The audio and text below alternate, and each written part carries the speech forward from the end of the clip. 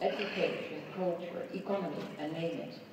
Governments can save billions of euros through wider use of cheaper, easier e-government services. And businesses can access new markets.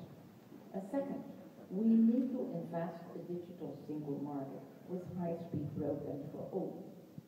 The single market is the Europeans' crown jewel. And as Professor Monti himself put it, today we need it more than ever. That includes the online world. If you have time, a cup or a thousand times, it should be just as easy to market it to people in Rome, Rotterdam, or Riga, name it. But too often, the complex net of different national arrangements stands in the way, whether it is rules of copyright, authorization, payment, or whatever. Some difficult barriers keep exist in a difficult single market. They make it harder for consumers to buy what they want, to strangle business innovation by decimating economic activity, and the digital single market also means high-speed broadband for all. From online films to virtual operating theaters will use significant bandwidth, with internet traffic already growing exponentially and doubling every 2 to 3 years. The pipes are going to get full pretty quickly. We can't rely on decades-old structure to solve this problem. We need new investment to remove those constraints and boost our economy. And remember that here in Italy, fixed broadband coverage and penetration are both lagging behind. Broadband penetration is 10 percentage points behind French and German levels.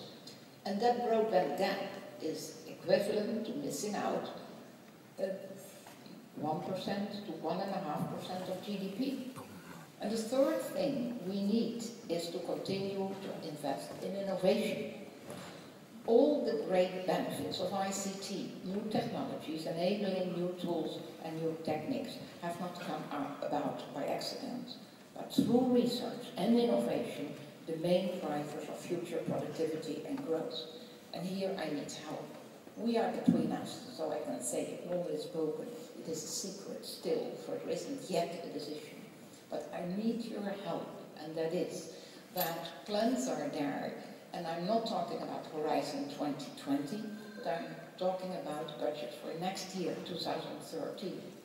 What is the rumor that is singing around, and that is awful, to cut in ICT, research and technology, in research and innovation. And that is like not giving water to the plants. For if we are just skipping important expenses for innovation and for research in this field, then we are really making a big mistake.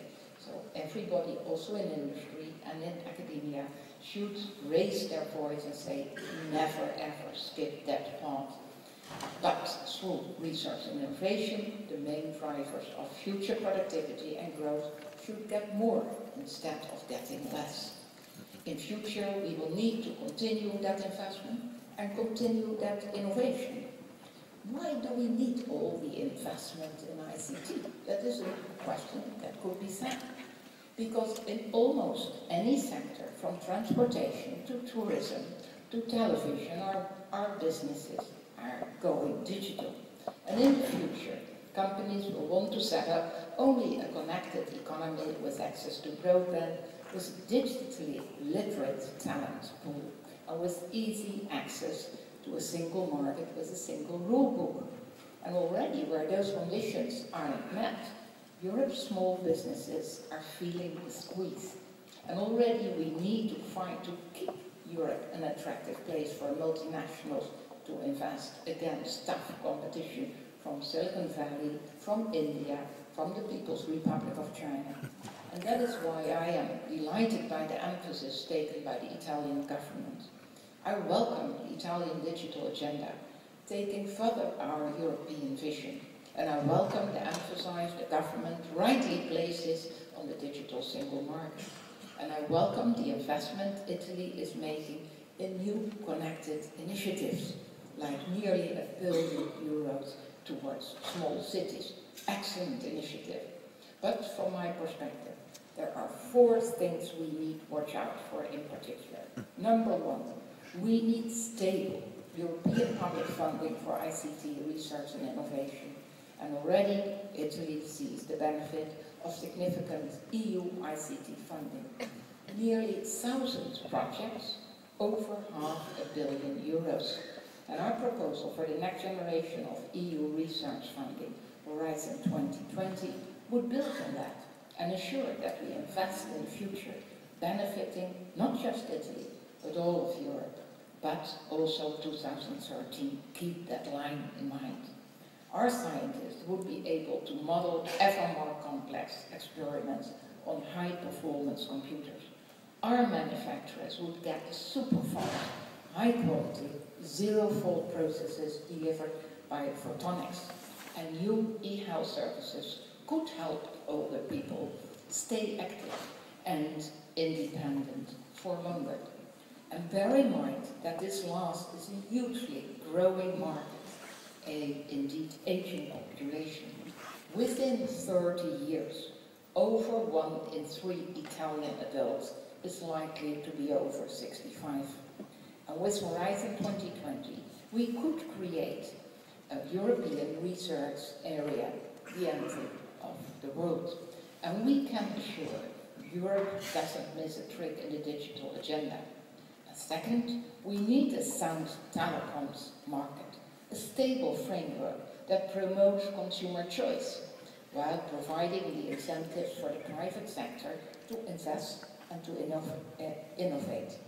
Completing the internal market in electronic communications could boost our economy by up to nearby 1% of GDP, 0.8 to be precise, 110 billion euros. But remember, a key part of our consistent EU legal framework is that national regulators should keep the powers and the discretion to take effective decisions. So there is something at stake in Italy, and you know what it is. We will just be very critical on that one.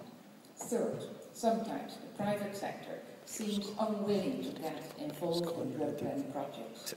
They see them as risky or too uncertain, especially in rural or suburban areas.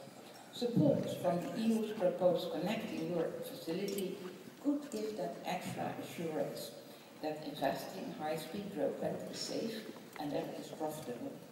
And that would be innovative flood financing. It's not just the EU writing checks, no way. It makes your euro work harder through equity, loans and guarantees.